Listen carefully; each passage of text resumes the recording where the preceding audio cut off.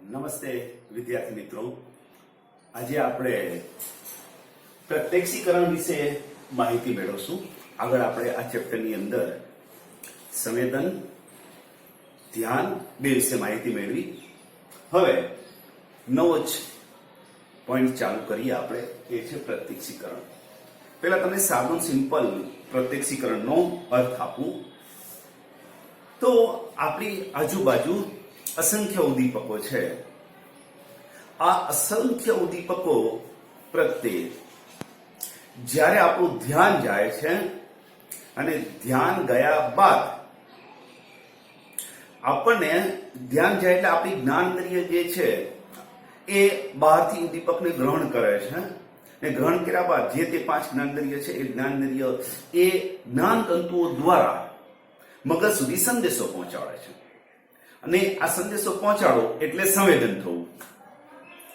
સંવેદન થયા બાદ મગજ જે છે એ જે તે આપણી જ્ઞાનેન્દ્રિય છે એ એના ઉપર એક પ્રકારની પ્રોસેસિંગ કરે છે. આ પ્રોસેસિંગ થયા બાદ એ ઉદ્દીપક શું છે એનો અર્થની ખબર પડે તો સાદી ભાષામાં આપણે એને પ્રત્યક્ષીકરણ કહીએ છીએ. ટૂંકમાં જે આપણને સંવેદન થાય એ સંવેદનનો અર્થ સમજવો કે અર્થ કાઢવો તો એને પ્રત્યક્ષીકરણ કહીએ છીએ. સાદું એકદમ તમને સાદું સિમ્પલ એક એક્ઝામ્પલ આપું કે એક ઘરની અંદર 1 વર્ષનું નાનું બાળક છે, એ સૂતું છે અને એની માતા એ રસોઈ બનાવે છે. હવે આ સમયની અંદર મોબાઈલની અંદર કોઈનો કોલ આવે છે અને રિંગટોન વાગે છે. હવે રિંગટોન વાગવાથી ઘરની અંદર જે 2 વ્યક્તિઓ જે છે એ બંને વ્યક્તિઓને એના પ્રત્યે ધ્યાન જશે એટલે સંવેદન થશે. પણ આમાંથી પ્રત્યક્ષીકરણ એકને જ થશે. નાનું બાળક છે એ અવાજ પ્રત્યે ધ્યાન કરશે, એને અવાજ સંભળાશે, પણ નાનું છે એનો બૌદ્ધિક વિકાસ નથી થયો એટલા માટે એનો અર્થ નહીં કાઢે કે જ્યારે એની માતા જે છે એ અવાજ થશે એટલે એના પર ધ્યાન જશે એટલે તરત જ એ ઘંટડીના અવાજનું એ અર્થઘટન કરશે કે અર્થ કાઢશે કે કોઈનો કોલ આવી રહ્યો છે. ટૂંકમાં જે સંવેદન છે એનો અર્થ તારવીએ એને પ્રત્યક્ષીકરણ કહેવામાં આવે છે. હવે આપણે 1-2 ડેફિનેશન પણ જોઈ લઈએ. તમારા પરીક્ષાની અંદર એક વાક્યની અંદર પૂછાય છે. આખો પ્રશ્ન 5 માર્ક્સમાં હોય છે કે પ્રત્યક્ષીકરણની ડેફિનેશન સમજાવો એટલે એની વ્યાખ્યા સમજાવો અને સંગઠનના નિયમો આપો. તો આપણે 2 વ્યાખ્યાઓ છે 2-3 એમાંથી 1-2 આપણે જોઈ લઈએ. Number 1 H. ગેરેટે આપેલી છે. એમ કે છે કે જેના દ્વારા આપણે પદાર્થને તેમના યથોચિત સ્વરૂપમાં ઓળખીએ છીએ તેને પ્રત્યક્ષીકરણ કહેવામાં આવે છે. ટૂંકમાં કહેવાનો ભાવ એ છે કે આપણી જ્ઞાનેન્દ્રિય દ્વારા આપણે કોઈ પણ પદાર્થનો આપણને અનુભવ થાય તો આપણે યથોચિત એટલે કે જે છે તેવું જ. એક એક્ઝામ્પલ આપું તમને. જેમ કે તમે કોઈ ઊંચી બિલ્ડિંગ ઉપર કે તમે કોઈ ગિરનાર ઉપર ચડી ગયા હોય અને તમે ઉપરથી નીચે જુઓ છો, જે બસ જે છે તમને નાની એવી દેખાય છે, તમને એ બસનું સંવેદન કેવું થાય છે, નાનું એવું 5 જ્ઞાનેન્દ્રિય દ્વારા ધ્યાન કરો છો, પણ તમે એનું અર્થઘટન કેવું કરો છો? આવડી બસ તરીકે નહીં, રમકડા જેવી બસ તરીકે નહીં, પણ એનું અર્થઘટન મોટી બસ જેવું જ કરીએ છીએ.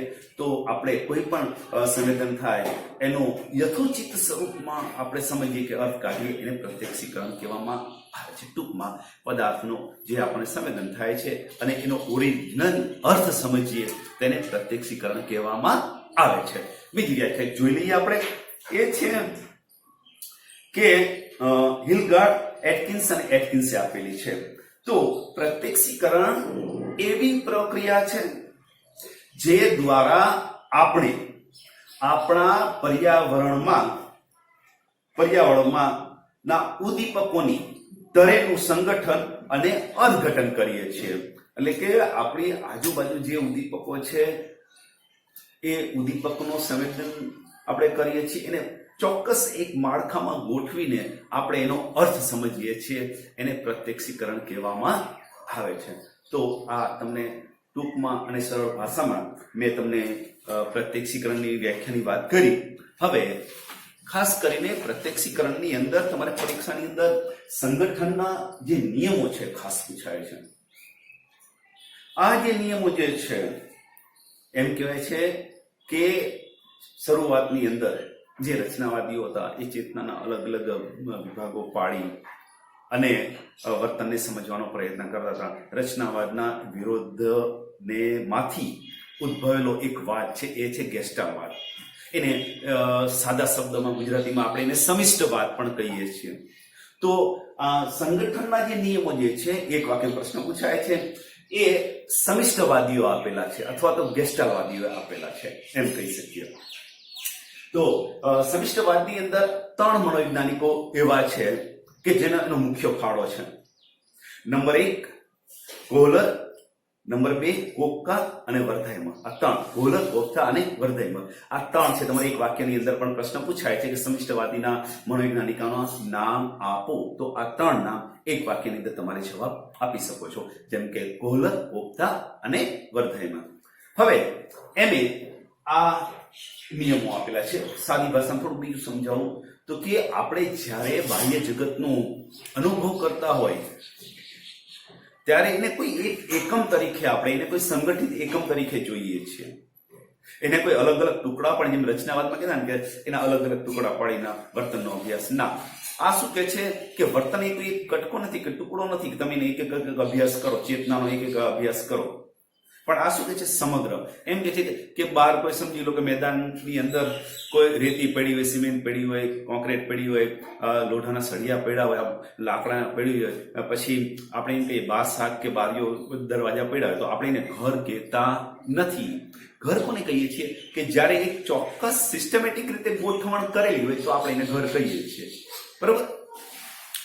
તો કોઈ પણ વર્તનને આપણે સમગ્ર એકમ તરીકે જોઈએ છીએ, એટલા માટે આને સમિષ્ટવાદી કહેવામાં આવે છે કે કોઈ પણ ઉદ્દીપકને એક સમગ્ર એકમ તરીકે જોવાની જે દ્રષ્ટિકોણ છે, અભિગમ છે એ. તો પ્રત્યક્ષીકરણની અંદર જ્યારે આપણે કંઈ પણ ઉદ્દીપક જોતા હોઈએ છીએ ત્યારે તેને અલગ અલગ નથી જોતા.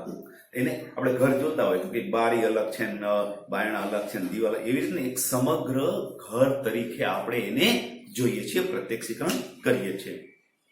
બીજી વાત કરું કે આ પ્રત્યક્ષીકરણના જે નિયમો છે એ આપણને બાહ્ય જગતનો યથોચિત સ્વરૂપમાં અનુભવ કરાવે છે. કારણ કે ઘણા બધા આપણા અનુભવો, ઘણા પછી આપણી ન્યુરો સિસ્ટમ છે, મગજની જે રચના છે, એની કાર્યપ્રણાલિકા, આપણી દ્રષ્ટિ છે, એની આ બધા એક સાથે કામ કરીને આપણે જ્યારે પ્રત્યક્ષીકરણ કરીએ ત્યારે આ બધા જ પરિબળો એક સાથે કામ કરીને આપણને સરસ મજાનું એક જગતનો અનુભવ કરાવે છે. તો આ નિયમો શું કામ કરે છે એની આપણે વાત કરીએ તો પહેલો જે નિયમ છે એ છે સમીપતાનો નિયમ છે. આપણે જોડે જોડે આકૃતિ પણ જોતા જશું, કારણ કે આ નિયમ સમજવામાં આપણને આકૃતિ જે છે ને એ બહુ જ ફાયદાકારક અને અસરકારક સાબિત થશે. પરીક્ષામાં પણ તમને આકૃતિ દોરવાની છે. તો પહેલી વાત કરીએ એ છે સમીપતાના નિયમની દ્રષ્ટિએ વાત કરીએ તો સમીપતા એટલે શું? તો કે સ્થળ અને સમયની દ્રષ્ટિએ જે ઉદ્દીપકો એકબીજા પ્રત્યે નજીક હોય તો તે એક સરસ મજાની આકૃતિ કે એકમ બનાવે છે. અંદર શબ્દ શું છે? તો કે સ્થળ અને સમયની દ્રષ્ટિએ જે ઉદ્દીપકો એકબીજાથી નજીક હોય છે, સમીપ હોય છે, તે એક સરસ મજાની એકમ કે આકૃતિ બનાવે છે. તો હવે આપણે એ નિયમ પ્રમાણે સમજવાનો પ્રયત્ન કરીએ. અહીંયા તમે જોયું તો અહીંયા મેં 6 રેખાઓ દોરેલી છે, 1 2 3 4 5 6. પણ આ તમને 6 રેખાઓ ન દેખાવાના બદલે તમને શું દેખાશે? 3 સ્તંભો દેખાશે. કેમ? આ રેખા અને આ રેખા નજીક છે એટલા માટે એક સ્તંભ દેખાય. જ્યારે આ રેખા અને આ રેખા બંને વચ્ચે વધારે અંતર છે એટલા માટે આ સ્તંભ તરીકે નથી દેખાતું. જ્યારે આ તમને સ્તંભ તરીકે દેખાય છે, જ્યારે આ નથી દેખાતી બી રેખા. તો અહીંયા આ નિયમ કામ કરે છે સમીપતાનો, કે એક ઉદ્દીપક બીજા ઉદ્દીપકથી નજીક હોય તો સરસ મજાની એકમ કે આકૃતિ બનાવે છે. બરાબર? હવે સમયની દ્રષ્ટિએ જોઈએ તો એક તમને એક્ઝામ્પલ આપું કે રેડિયોની અંદર કે ગીત વાગતું હોય તો એ સમયની દ્રષ્ટિના જે શબ્દ જે છે ને એ નજીક હશે એટલે સરસ મજાનું આપણને એ ગીત લયમાં અને સરસ મજાના અવાજમાં સંભળાય છે. પણ એની વચ્ચે ગેપ પડતો હોય તો એક શબ્દ બોલ્યા પછી થોડી વાર પછી બીજો શબ્દ બોલાય તો એ આપણે સરસ મજાના ગીત તરીકે સંભળાશે નહીં. એટલે કોઈ પણ ઉદ્દીપક સ્થળ અને સમયની દ્રષ્ટિએ સમીપ હોય નજીક હોય તો સરસ મજાનો એકમ કે આકૃતિ બનાવે છે.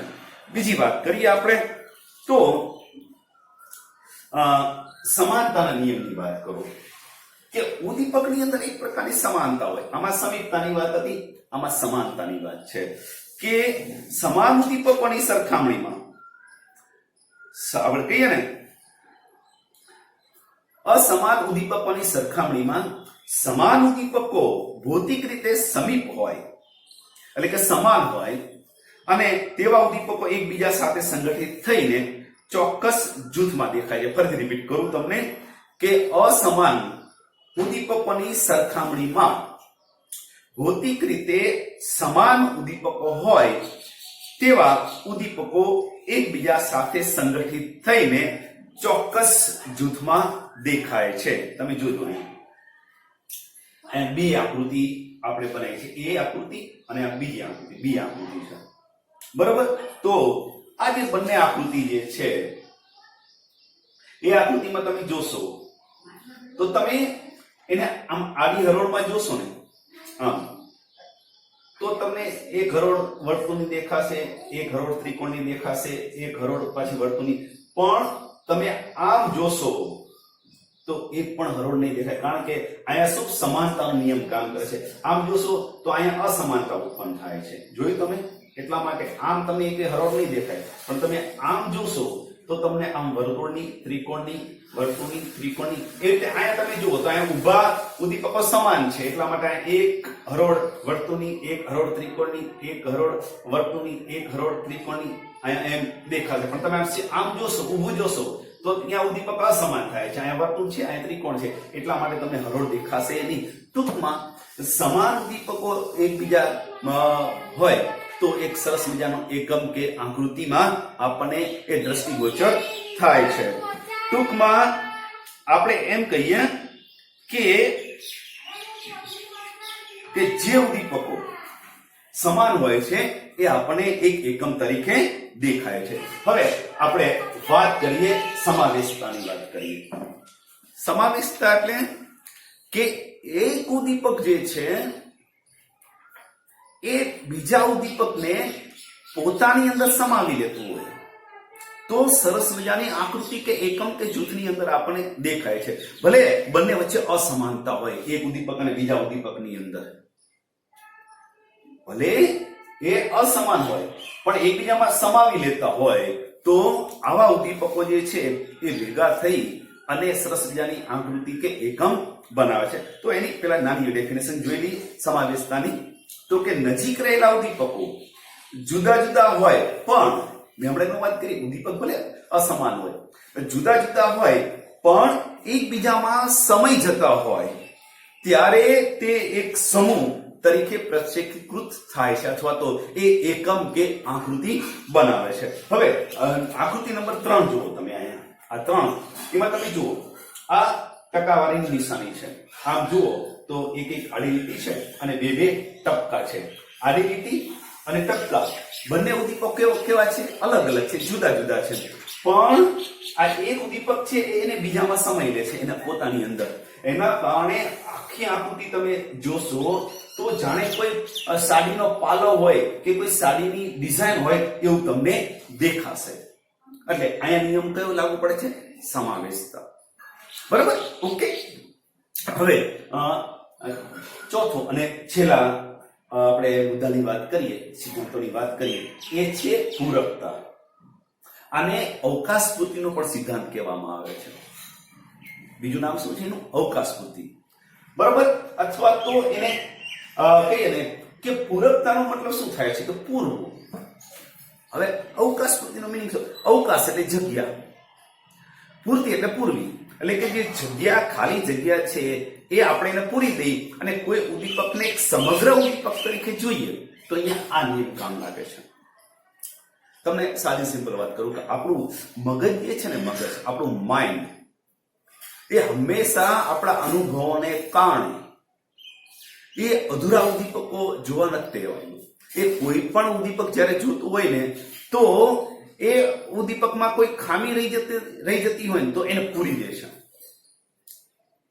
કંઈક ખૂટતું હોય કે કંઈક ઘટતું હોય તો આપણું મગજ શું કરે છે, એ પૂરી દેશે અને તમને એ સંપૂર્ણ આખું ચિત્ર કે ઉદ્દીપક તમને દેખાડશે. તો આને અવકાશ સ્મૃતિનો સિદ્ધાંત અથવા તો પૂરકતાનો સિદ્ધાંત કહેવામાં આવે છે. હવે તમે એને સારી રીતે તમને સમજાવો તો તમને અહીંયા બે આકૃતિ છે, 1 અને 2. હવે આ આકૃતિ તમે જોશો તો તમને એક વર્તુળ દેખાશે. આ આકૃતિ તમે જોશો તો એને તમને ત્રિકોણ દેખાશે. વાસ્તવમાં ના તો આ વર્તુળ છે ના તો આ ત્રિકોણ છે. તમે વાસ્તવિક રીતે જોઈએ તો કેમ નથી?